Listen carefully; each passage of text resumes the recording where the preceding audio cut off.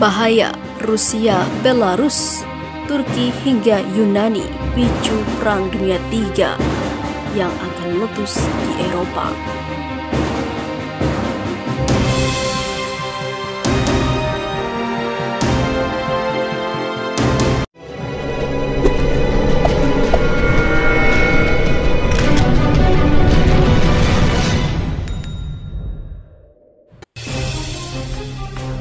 Ketegangan yang melanda sejumlah negara memunculkan prediksi bahwa Perang Dunia III akan dimulai dari benua Eropa. Analisa ini didasarkan pada intervensi Rusia dalam krisis Belarus dan perseteruan antara Turki dengan Rusia di Laut Mediterania Timur. Dalam laporan Washington Post yang dikutip dari Viva Militer, Presiden Rusia Vladimir Putin menyatakan bahwa Rusia siap mengerahkan pasukannya ke Belarus sesuai dengan permintaan Presiden Alexander Lukashenko.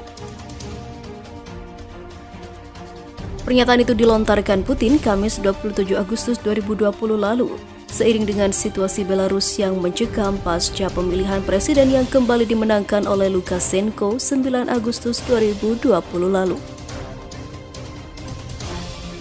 Terpilihnya Lukashenko untuk yang keenam kalinya membuat rakyat marah, terutama pendukung pesaing Lukashenko, Sviatlana Tsikhanouskaya. Demonstrasi besar-besaran pun terjadi hingga akhirnya membuat Lukashenko menuduh Tsikhanouskaya sebagai penggerak massa demonstrasi.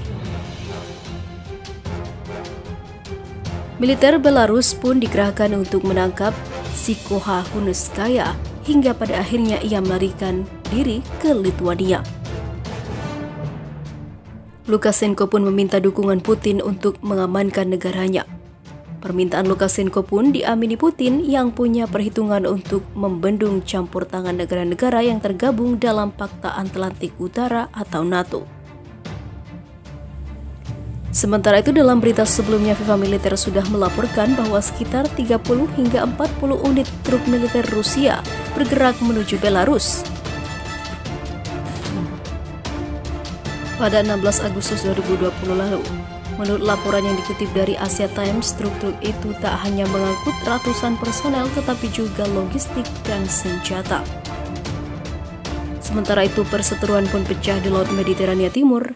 Ambisi Turki untuk mengeksploitasi minyak dan gas di Laut Aegea mendapat tantangan dari Yunani.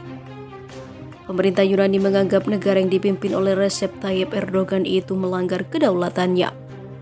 Sementara Turki merasa wilayah Laut Aegea masih masuk dalam daftar teritorialnya. Yunani yang kalah kekuatan meminta dukungan kepada sejumlah negara. Prancis adalah yang pertama datang mengerahkan armada tempur untuk membantu Yunani.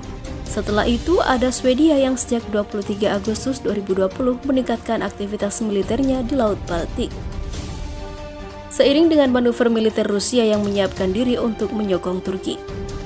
Operasi militer ekstensif sedang berlangsung di wilayah Laut Baltik, baik Rusia dan Barat dengan cara yang di beberapa bagian belum pernah dialami sejak masa Perang Dingin, ujar Kepala Operasi Gabungan Angkatan Bersenjata Swedia, Laksamana Madia Jan Tomfkis.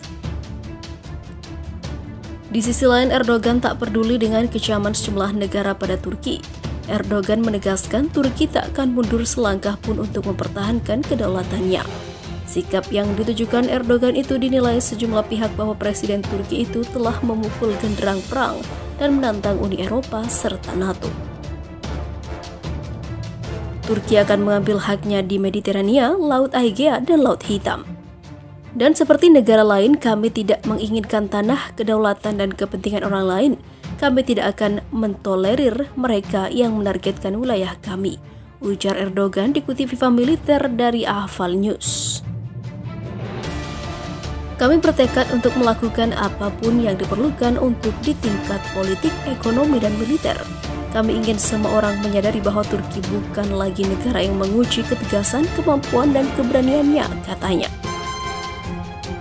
Ketegangan yang dialami sejumlah negara di Eropa bukan tak mungkin akan berakhir dengan konflik horizontal. Sementara, beberapa negara semisal Turki dan Rusia juga tengah terlibat dalam konflik di Timur Tengah. Kemudian di belahan dunia lainnya, hubungan Amerika Serikat dengan China pun semakin memburuk. Di sisi lain, Mediterania genting, Erdogan nyatakan Turki siap perang lawan Yunani.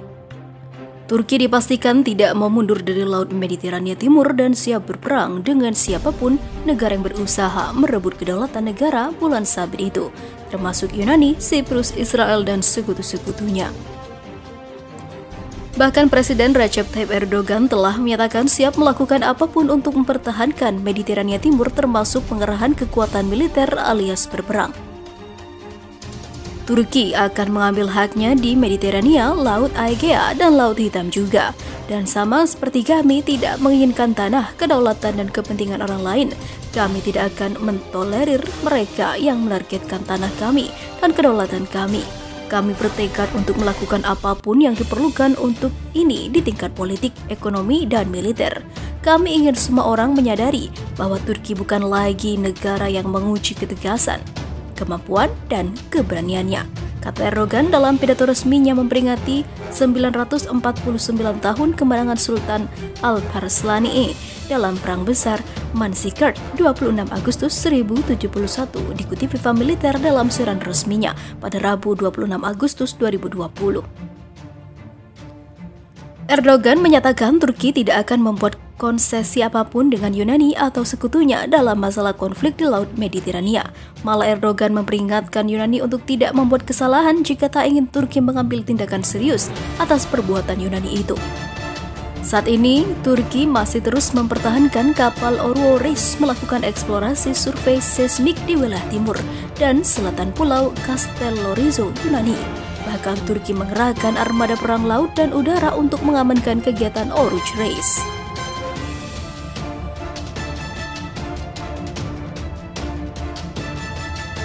Yang terbaru, Turki menggelar latihan perang besar-besaran di perairan itu. Malahan kini militer Italia turut mendukung latihan perang itu.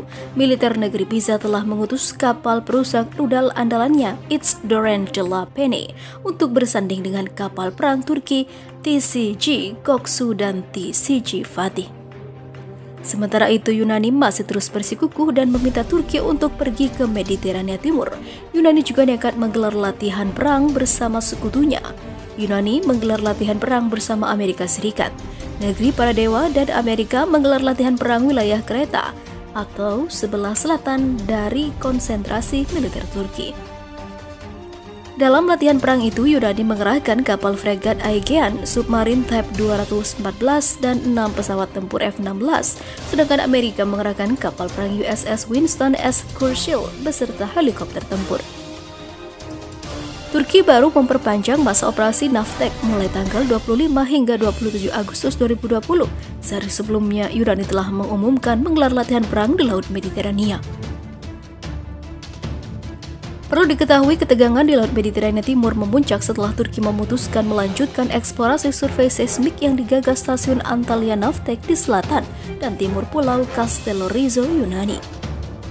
Proyek ini sempat ditunda Turki karena adanya tantangan dari Yunani terkait kesepakatan pada ZEE. Malah belakangan ini Turki mendadak mengerahkan kapal-kapal perangnya dari Laut Hitam ke Laut Mediterania, menyusul adanya kesepakatan antara Yunani dan Mesir terkait ZEE. Turki tak terima atas kesepakatan itu dan menggelar latihan perang dengan sandi operasi Navtek.